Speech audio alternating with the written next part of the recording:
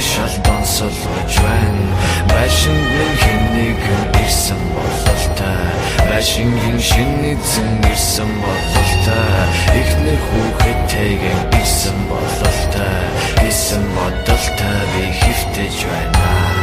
Яг түүний хаяг Улаанбаатарын хамгийн өндөр байшин далан давхар хэвсэн дагуурн тамийн хаалга би онголгохыг хүлэн шалан дотор бэртэ үртэн цагт энэ муу юм болж бэртэ хүний гарт үстэй хүрийг олж болохгүй зүйл хийсэн гэр бүлийг шалган хүргэж дотн байсан цустай нүрийг олж гал боротыг бүчиж авчээ чөтгөр нуранган дээр бүчиж гарчээ ядуугийн зовлонгийн гэр бүлийг согтон адгуус шиг аран шин бүрхэж авчээ хүлэн чимээ надад сонсогдож байна. Тунчигнэг чимээ шал донсолгож байна. Хүүхний шингэн хоолой сонсогдож байна. Хүүхдийн гүйх чимээ шал донсолгож байна. Байшингийн хэнийг ирсэн бололтой. Байшингийн шинэ эзэн ирсэн бололтой. Ихнэр хүүхэдтэйгэн ирсэн бололтой. Ирсэн бодолтой би хөвтөж байна.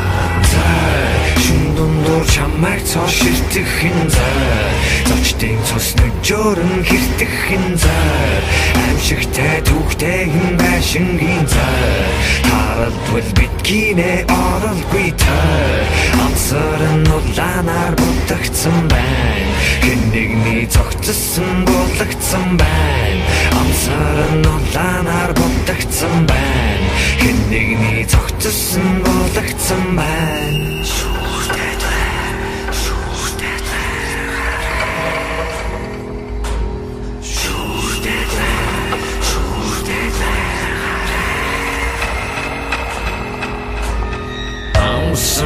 Шэршрон хосмын чөлөөл эмгүй болох бостиган төлөөл амсан дэшэршрон хосмын чөлөөл эмгүй болох бостиган төлөөл зай шундундор чамайг цоо ширтгэхин зай зочдын цус нүжөөрн хэртгэхин зай аимшигтай түүхтэйгэн байшингийн зай тарадвал биткинэ оролгүй тай амсаран улаанаар будагцсан байна хэн нэгний цогцсон болгоцсон байна амсаран улаанаар будагцсан байна хэн нэгний цогцсон болгоцсон байна